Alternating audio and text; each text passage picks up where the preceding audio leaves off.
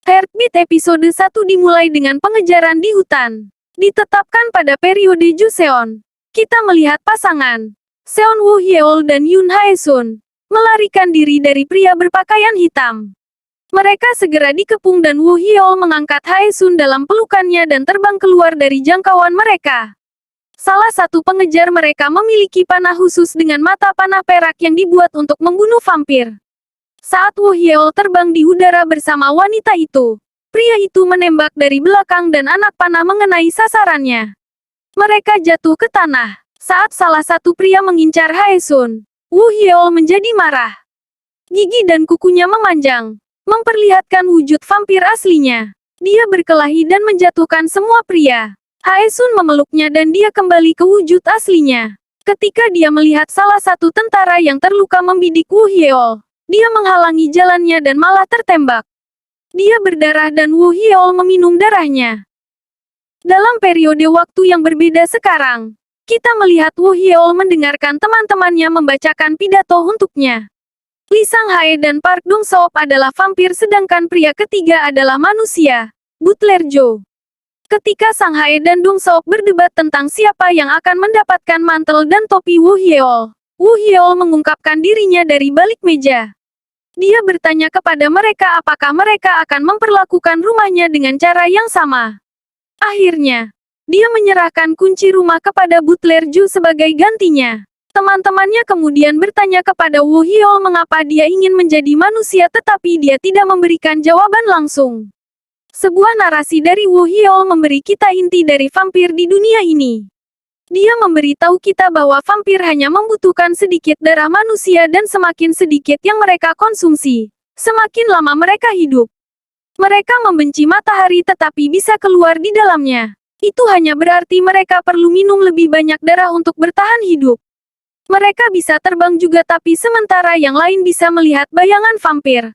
Mereka sendiri tidak bisa. Woo Hyeol keluar dari toko setelan setelah pas dan beberapa wanita menyukai ketampanannya. Dia masuk ke mobilnya dan Butler Joe memberitahu dia bahwa orang itu mungkin datang hari ini. Kami kemudian pindah ke Sadet Oasis, sebuah pub tempat mereka yang tidak menyukai sinar matahari dapat berkumpul di malam hari. Woo Hyeol menyaksikan pesta berlangsung sementara teman-temannya berkeliaran. Sang-hae mendapat minuman untuk dirinya sendiri dan seorang wanita di pub tapi dia tampaknya lebih tertarik pada pemiliknya, Woo Hyeol. Sekelompok wanita mendekati Woo Hyeol dan bertanya apakah dia punya pacar. Dia memaafkan dirinya sendiri. Di luar, dia menemukan vampir sedang menghisap darah dari pria lain. Dia menegur vampir karena melanggar aturan dan meminum darah dari manusia di pubnya. Di tempat lain di pub, sekelompok vampir duduk mengelilingi meja dan mencemooh keinginan Woo Hyeol untuk menjadi manusia. Mereka dihentikan oleh Dong-seop yang membela Woo Hyeol. Saat pesta berlangsung, Woo Hyeol berdiri di atas atap dan menyaksikan dua manusia yang sedang jatuh cinta. Itu salah satu hobinya. Sebagai vampir, dia menyesali tidak memiliki jantung yang berdetak kencang. Dia ingat ketika Hae Sun pernah menggambarkan cinta sebagai hati yang berkibar. Dia ingin mengalaminya juga. Rupanya, dia mencoba beberapa hal untuk menjadi manusia tetapi tidak ada yang berhasil. Dia kemudian memberi kucing liar makanan dan yang mengejutkan, kucing itu berubah menjadi seorang pria bernama Ko Yang Nam. Pria itu, benar-benar seekor kucing berumur 1000 tahun, bertanya pada Woo Hyeol mengapa dia ingin menjadi manusia. Woo Hyeol mengklaim itu karena dia ingin merasakan cinta.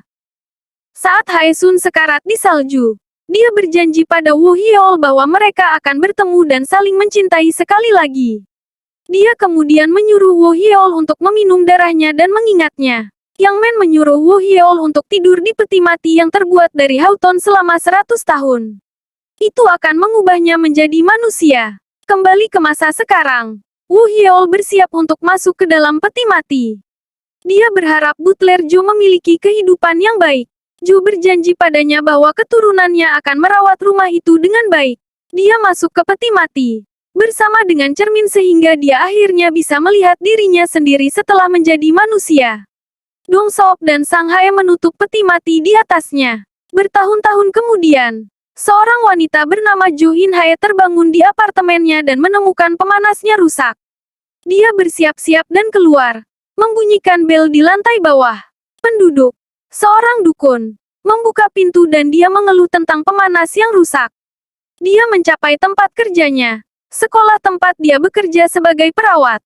Dia baru saja melangkah masuk ketika wanita lain menyerangnya. Di kantor kepala sekolah, wanita itu menuduh In Hae memotong rambut putrinya karena ada permen karet di dalamnya.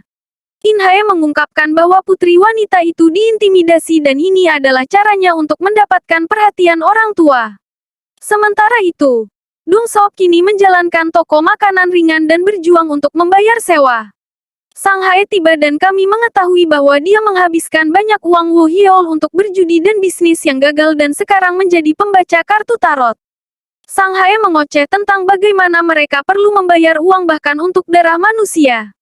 Mereka membahas bagaimana Woo Hyeol akan terbangun dari peti matinya dalam 2 hari. In Hae kembali ke rumah untuk menemukan dukun itu pergi dengan tergesa-gesa dengan sebuah koper. Dia berjanji tukang akan datang untuk memperbaiki pemanas keesokan harinya. Di apartemennya, dia minum sendiri dan melihat foto ayahnya. Dia memintanya untuk setidaknya memberitahunya apakah dia hidup atau mati. Kami kemudian melihat seorang pria bernama Shin Do-sik diwawancarai karena menghidupkan lingkungan yang sekarat melalui perusahaan real estate-nya. Dalam perjalanan pulang, dia berbicara dengan sopirnya tentang beberapa masalah kesehatan yang dia hadapi dan kemudian memberinya beberapa instruksi terkait pekerjaan. In Hae bangun di pagi hari untuk menemukan bahwa bangunannya akan dirobohkan dan pemiliknya adalah penipu berantai. Polisi mengatakan dia mungkin tidak akan mendapatkan uangnya kembali dan bank mengatakan dia telah mencapai batas pinjaman. Sambil makan di toko, dia mencari Shin Do-sik dan perusahaan real estate-nya. Dia kemudian mendapat telepon yang mengubah segalanya. Setelah 5 tahun hilang, ayahnya dinyatakan meninggal secara hukum. Sebagai ahli warisnya, dia mendapatkan uang sisa dan rumah tua atas namanya. Dia menuju ke tempat itu dan menggunakan kunci emas yang dia dapatkan untuk membuka gerbang. Dia menjelajahi rumah dan menemukan jalan ke ruang bawah tanah. Penasaran dengan peti mati di sana, dia membukanya dan menemukan Woo Hyeol di dalamnya. Dia tiba-tiba bangun. Semua lilin di ruangan menyala dan dia merangkak keluar dari peti mati. Woo Hyeol tampaknya tidak terganggu. Dia sebenarnya senang melihat keturunan Butler Jo. Dia berterima kasih padanya karena telah melindungi rumahnya saat dia tidur. Dia mengejutkannya dengan menyerangnya dan mengancam akan memanggil polisi. Dia kemudian mencium bau darah dari goresan di lengannya dan menyadari ada yang tidak beres. Dia menemukan cermin dan melihatnya untuk melihat pantulan tapi buram. Dia kemudian mengkonfirmasi tanggalnya dengan In Hae dan menyadari bahwa dia terbangun 1 hari terlalu dini. Dia marah dan mengatakan padanya bahwa dia akan dihukum. Menggigit lehernya. Yang mengejutkan, dia malah menggigit lehernya. Episode 2 Heartbeat dimulai dengan In Hae membalas dengan menggigit punggung Woo Hyeol. Dia jatuh dan pingsan. Dia memeriksa denyut nadi, detak jantung, dan kepanikannya. Di rumah sakit, seorang dokter mencoba menggunakan CPR pada Woo Hyeol. Mereka menyatakan dia mati. Dia terbangun karena bau darah dari pasien di tempat tidur di sebelahnya dan kemudian ingat dia masih vampir. Untuk keterkejutan dokter dan In Hae, dia bangun dan tampak baik-baik saja. Dia kemudian melihat In Hae membayar tagihan medis dengan terpesona. Dalam perjalanan pulang, Woo Hyeol bersikeras untuk pergi ke rumahnya tapi In Hae protes. Dia mencoba menjelaskan kontraknya dengan leluhurnya tetapi dia tidak mempercayainya. Dia akhirnya lepas landas dengan taksi. Dia berkeliaran di jalanan, merenungkan betapa dunia telah berubah. Dia membayangkan bahwa dia sekarang berada di antara manusia dan vampir. Sementara itu, Dong Seok dan Sang Hae berada di mansion dengan membawa kue dan topi pesta. Mereka terkejut melihat peti mati terbuka dan Dong Seok khawatir tentang Woo Hyeol. Sangat lapar pada titik ini. Woo Hyeol terpikat oleh bau dari pusat donor darah. Dia mencoba dan gagal mendapatkan taksi dan kemudian mulai mengikuti seekor kucing yang dia yakini sebagai Koyang Nam. In Hae kembali ke rumah lamanya dan mengepak beberapa barang. Setelah mengikuti kucing itu beberapa saat, Woo Hyeol akhirnya menyadari bahwa itu hanyalah seekor kucing. Dia melampiaskan kekesalannya pada In Hae dan dua wanita di dekatnya mengira dia meneriaki kucing itu. Dia mencoba meminta bantuan mereka. Mereka tidak dapat menemukan Sadet Oasis di internet tetapi mereka dapat menemukan toko penjahit Osio. Wu Hyeol menuju ke sana dan dengan antusias menyapa pemilik yang sangat mirip dengan leluhurnya. Sekarang setelah dia memiliki sikapnya, dia menemukan jalan pulang. Dia dipenuhi dengan nostalgia saat berjalan melewati ruangan. Dia kemudian mengganti pakaiannya dan memutuskan untuk menghabiskan 1 hari lagi di peti mati untuk memperbaikinya. Tapi ketika dia pergi ke sana, dia menemukan bintik-bintik hitam di seluruh peti mati seolah-olah terbakar.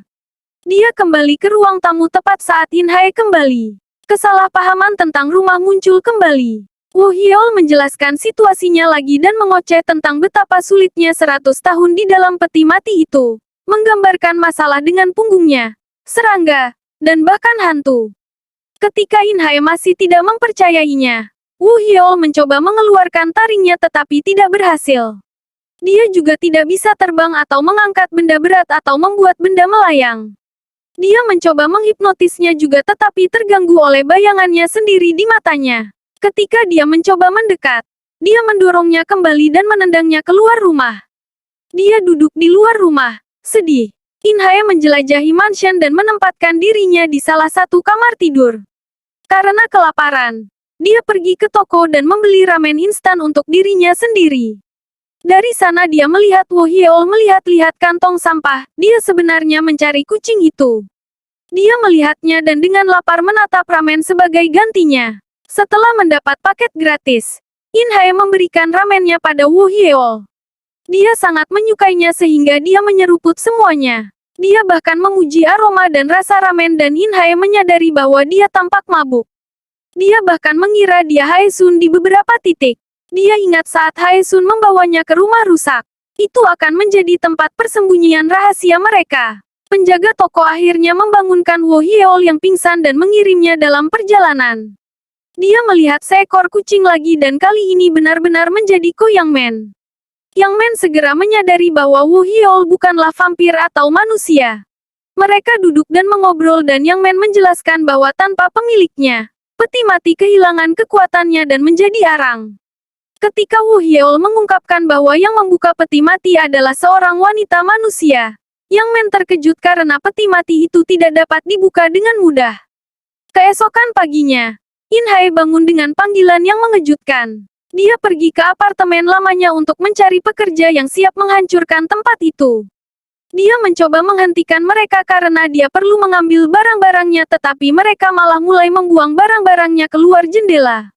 Dusik tiba saat itu dan menegur pekerjanya karena melakukannya. Dia mendatanginya dan keduanya saling mengenali.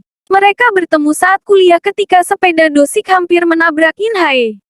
Dia tampak terpikat olehnya saat dia membalut tangannya. Saat ini, mereka mengobrol di kedai kopi. Dusik meminta maaf atas perilaku pekerjanya. Dia mencoba membantu tetapi dia menolaknya dan setuju untuk memindahkan barang-barangnya pada akhir minggu.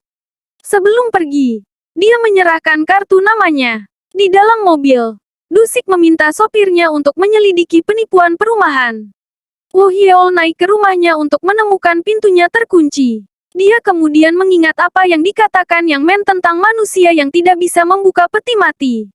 Jadi, In Hae pasti bukan manusia biasa. Dia kemudian terganggu oleh seorang wanita dari lingkungan. Dia mengklaim bahwa dia adalah pemiliknya dan dia tampak mencurigakan. Dia menjelaskan bahwa dia memberikan kunci kepada orang lain. Dalam perjalanan pulang, In Hae melihat penipu yang mencuri uangnya. Kali ini, dia berpura-pura mengumpulkan sumbangan.